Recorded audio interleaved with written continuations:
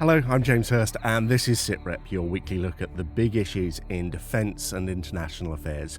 This week, the West's military intervention in Afghanistan comes to an end. Some paid a much higher price than I did, in fact, unquestionably higher price than I did.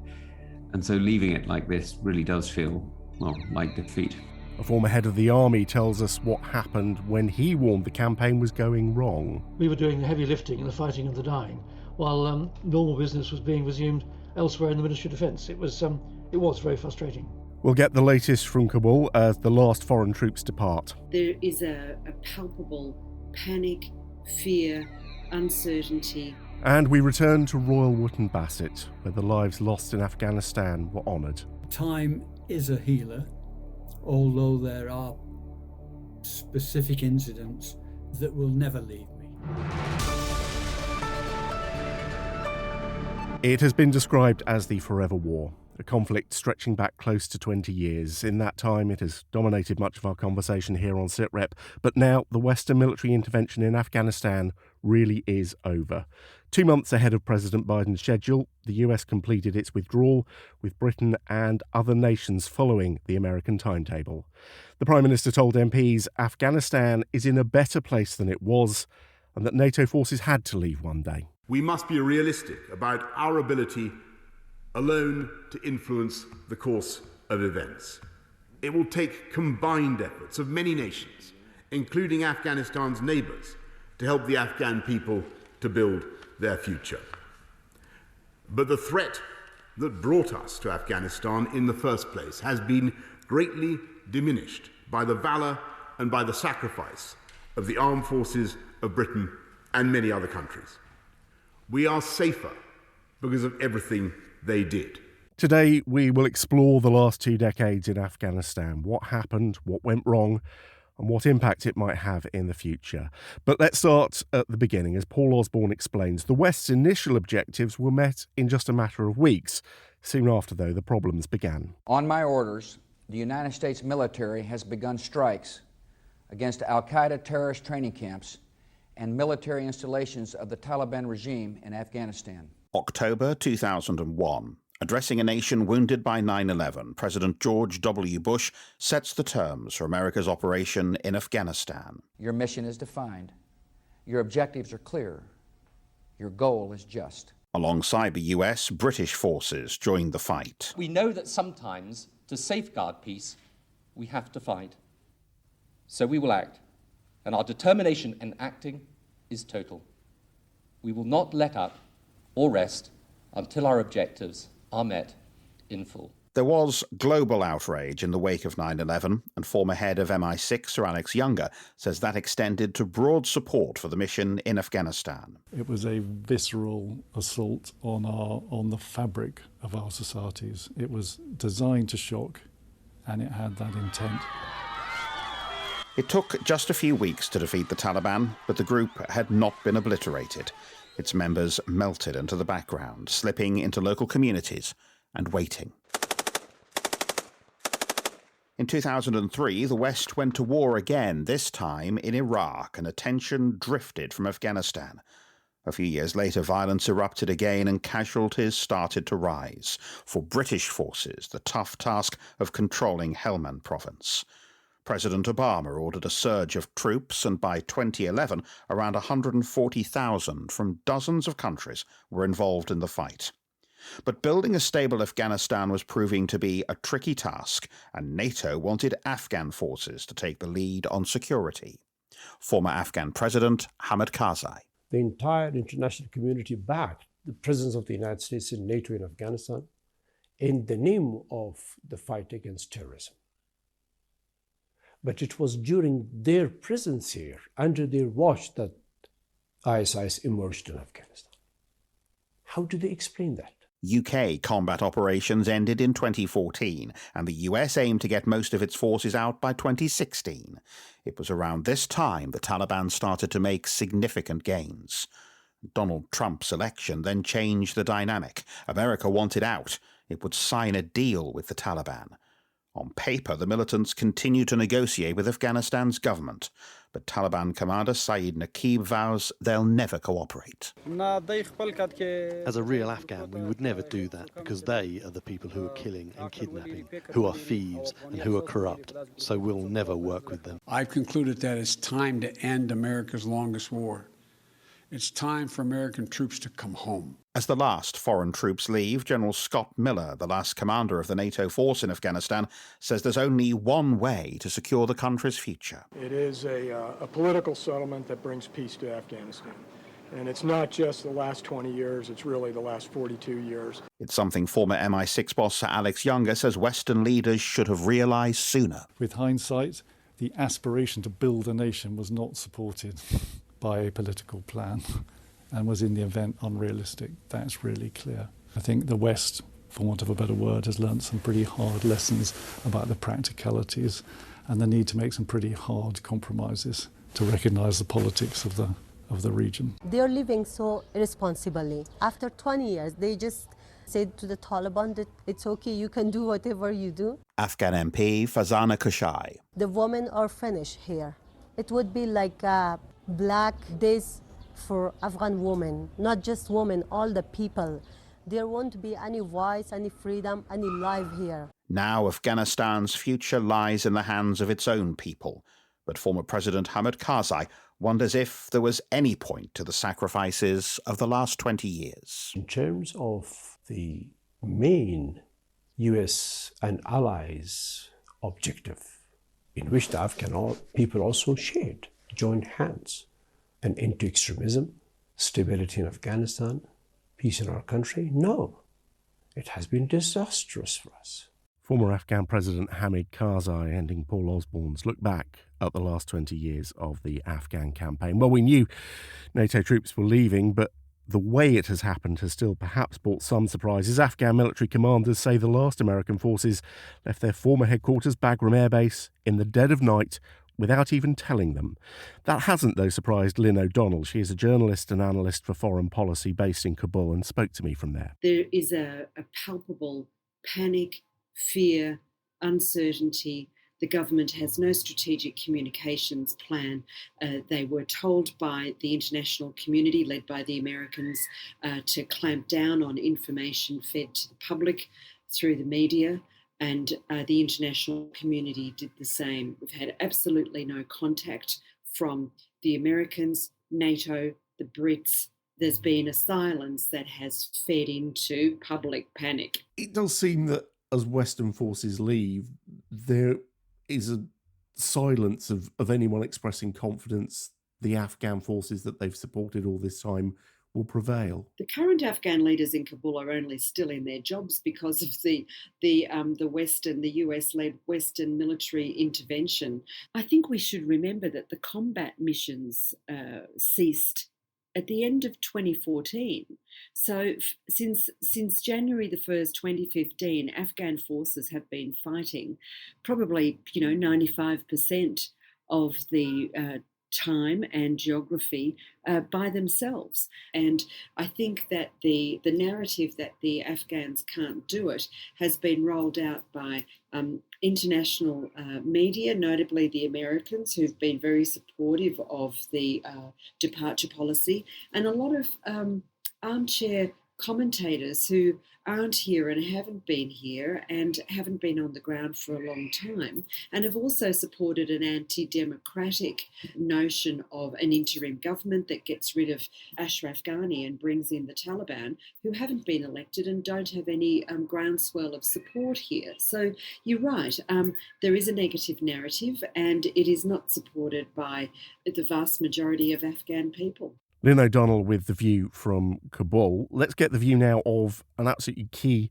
British player in the last 20 years, Lord Dannatt, who was Chief of the General Staff between 2006 and 2009, a period when the fighting in Afghanistan really intensified. He told me before that the situation deteriorated sharply when Western attention turned to Iraq. It became very easy for Islamists, whether they were in Iraq or Afghanistan or indeed elsewhere, to make the claim that our Judeo-Christian boots were stamping all over their Islamic soil had we continued to build up Afghanistan, helped Afghanistan develop 2002, 3, 4, 5, we may not have had to launch the major operation, which we did in Iraq in 2006, and it wouldn't have been complicated by the deteriorating situation in Iraq, again, which we saw about the same time. When you and other military leaders raised concerns about that, what reaction did you get? There was a pretty poor lack of understanding in the Ministry of Defence. I became Chief of General Staff in August 2006 and wrote a lengthy letter to the then Secretary of State, Des Brown, saying that, of course, the army would do whatever it was required to do by the government, but we had a whole range of issues that needed to be addressed. And the frustrating thing was that didn't seem to get much traction. The Ministry of Defence seemed to carry on with normal business, rather unaware that the army was leading our land forces in fighting two major operations, while the rest of the military got on with its normal business. It was extraordinarily frustrating.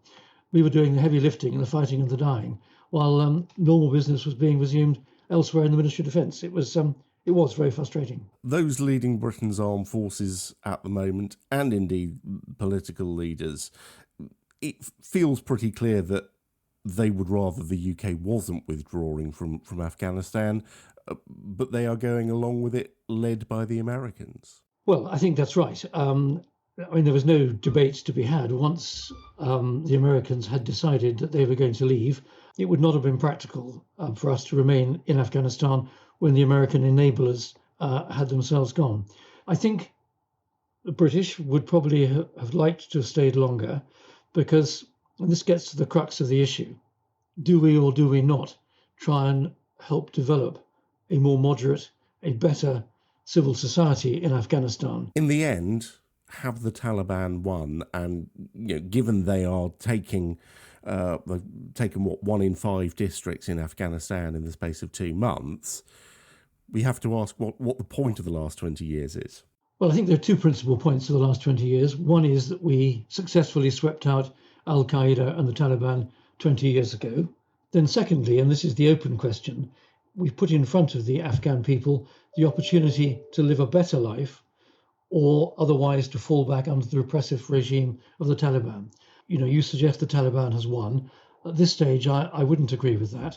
In many country areas, the Taliban are prevailing, yes, but the provincial capitals, Kandahar, Mazar-e-Sharif, the national capital, Kabul, the elected government is still in control, and therefore there is the possibility of that better life continuing to be available for the majority of Afghan people. They've got to really want it. They've got to fight for it themselves.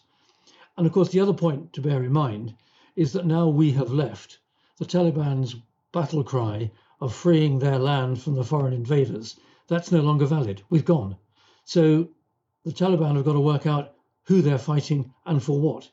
And frankly, it's quite difficult to dress it up any other way that they want to go back and impose the Sharia-based regime that was previously in place 20 years ago.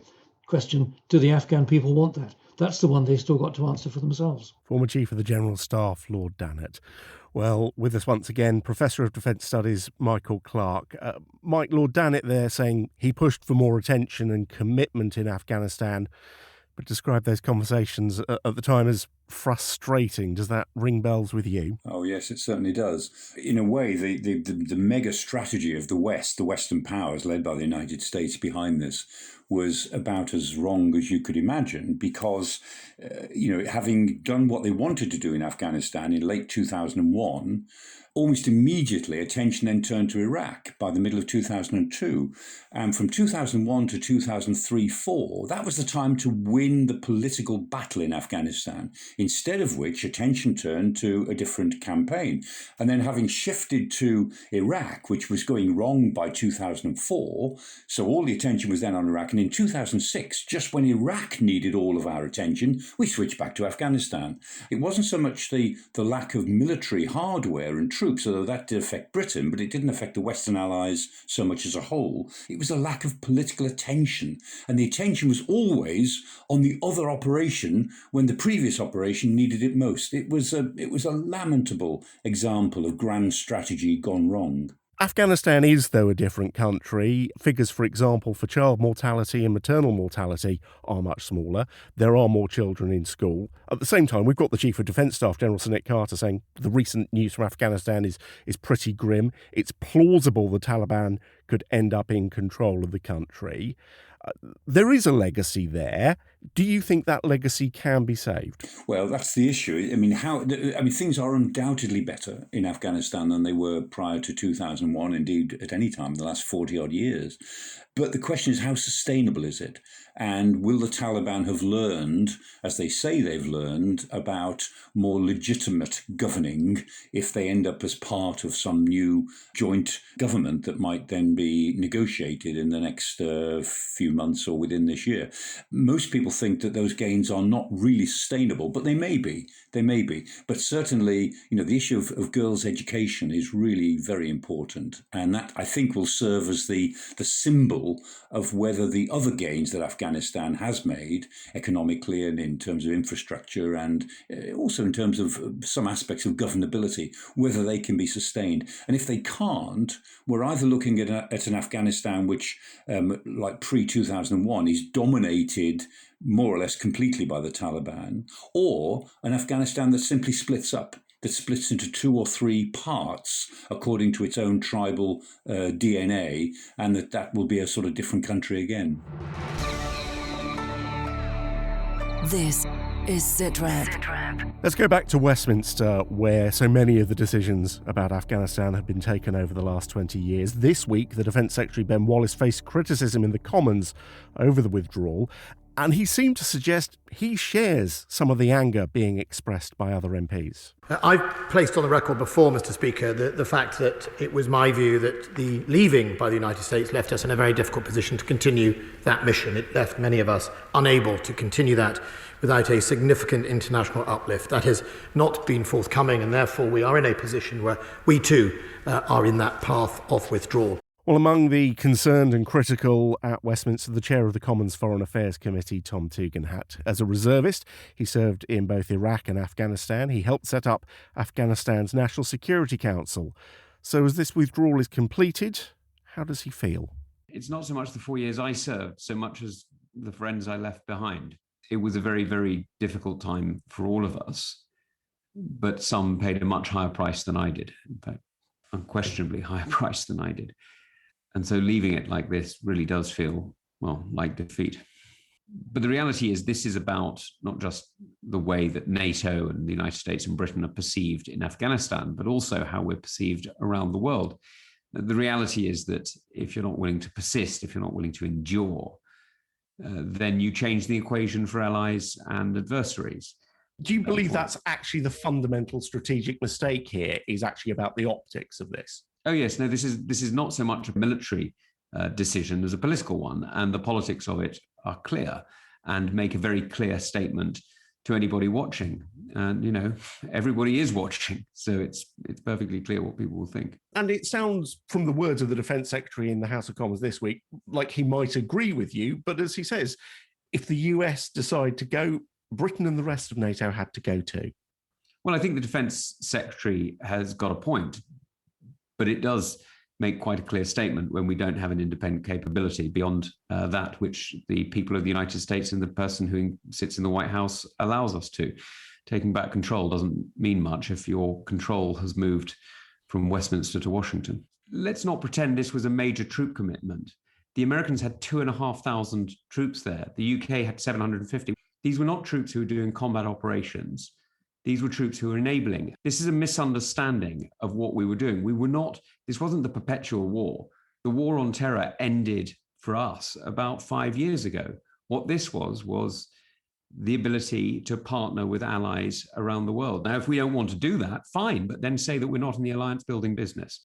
We need to decide what kind of commitments we are seriously going to offer allies and make sure that we're capable of delivering on those. Because there are allies around the world now, and I can tell you because I've spoken to some of them, who are wondering, what does our promise mean and what does our word mean? The Conservative MP and former soldier Tom Tugendhat. Let's pick up on that with Professor Michael Clarke. He says it feels like a defeat, but more importantly to him, the optics of this, the fact he thinks it says Britain is not a reliable partner. Do you think he's right? Well, I think he may be, sadly. And one of the purposes of the integrated review was really to try to re-establish the idea that Britain had a meaningful capability that was military and lots of other things as well, and that we can deploy it to some effect to be a force for good around the world.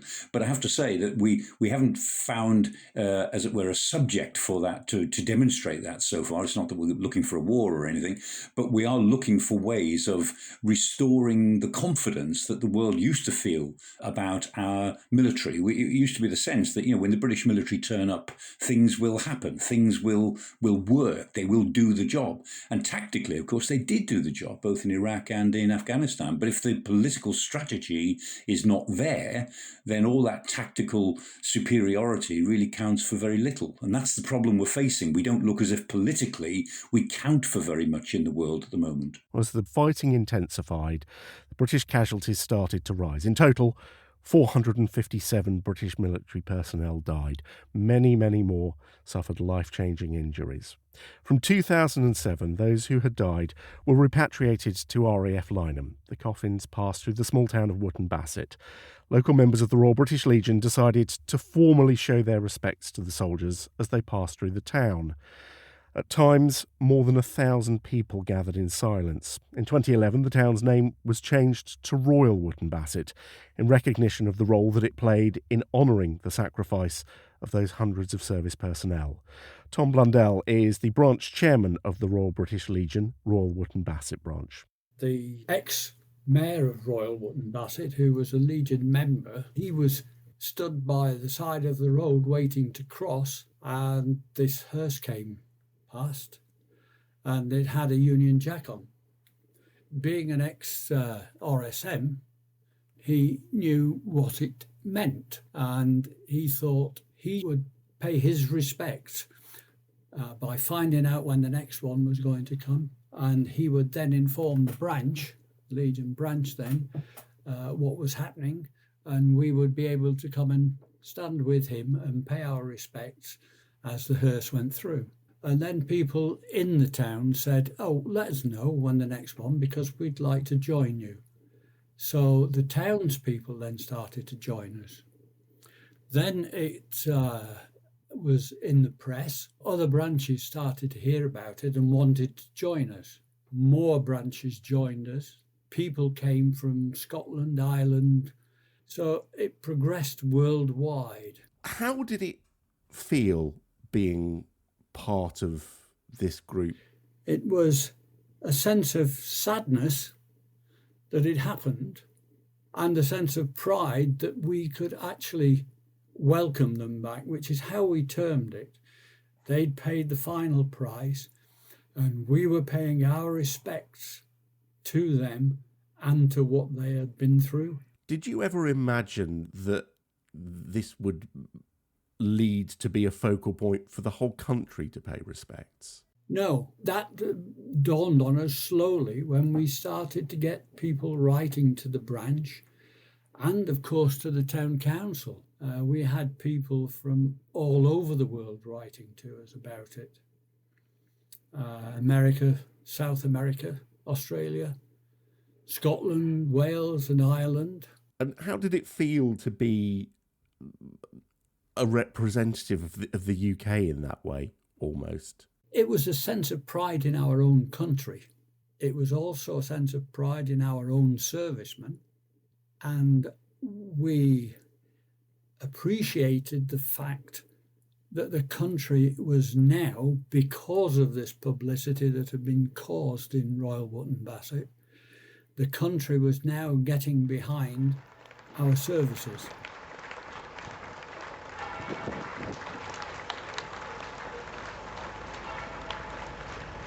I hope there are enough people in this country who appreciate the servicemen and what they do. I am hopeful that the country will back our forces if this sort of thing has to happen again. It is something that Wootton Bassett was honoured for by being renamed to Royal Wootton Bassett. But for you and your colleagues in the Legion, you've never really wanted any formal recognition or award for this, have you? No. We could not have anybody getting any recognition, if you like, medals, that sort of thing, because that wasn't what it was for. The focus from the Legion point of view and our point of view and the town's point of view was we were welcoming our comrades back into their country. It is a reminder this year because it's 10 years ago since they stopped the repats. Time is a healer, although there are specific incidents from my time that will never leave me. One, a little boy being lifted up to put a rose on basically the coffin of his father. Then being put down on the floor in front of me, and he turned his back to the hearse, took his big glasses off. He was about 9 years old, and wiped tears from his eyes. Well, you can imagine what that did to me. Tom Blundell from the Royal British Legion in Wootton Bassett. Professor Michael Clarke, the Chief of Defence Staff says veterans of the campaign in Afghanistan can hold their heads high. For all the criticisms you hear, what you do hear time and again seems to be that military personnel and the military machine did what was asked of them. And so they did. Yeah, so they did. Captain Harry Parker, as he was on the radio last week. You know, he's the son of Nick Parker, of course, who was deputy commander at the time in Afghanistan. And Harry was with the Rifles, and he was caught in an IED explosion, lost both his legs. He's a very talented artist. I've got one of his pictures on my wall. And Harry Parker said last week, without a hint of self-pity or sentimentality or anything like that, he said, we did what we were required to do. And he said, and remember that those of us in the forces then during Afghanistan said we were the millennials. We were supposed to be the me generation. But he said what he observed most when he was there in something that has enriched his life for all that happened to him. He said what he noticed most was that those millennials did their jobs professionally, with dedication, and determined, as they all were, to make a difference to what they saw in front of them. And by God, they did. Professor Michael Clarke, thank you. Thank you to all our guests on the programme this week. Next week, we will report from the American destroyer that has joined the UK's Carrier Strike Group. We'll also look at the potential use of artificial intelligence, AI, on the battlefield. Before we go, though, there is the small matter of a football match, the first major final for the England men's team in 55 years. It has been a nerve-wracking time for fans across the forces world, including the band of the Coldstream Guards, asked by the Prince of Wales to play a certain football anthem.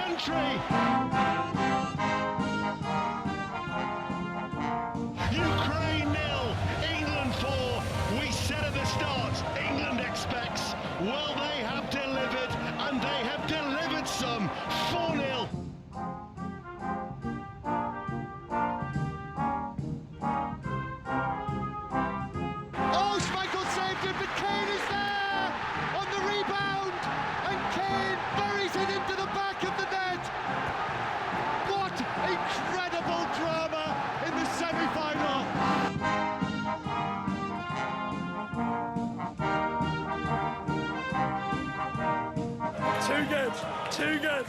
An absolutely buzzing. I've never felt this good in my life about a football game. This hasn't happened in so many years.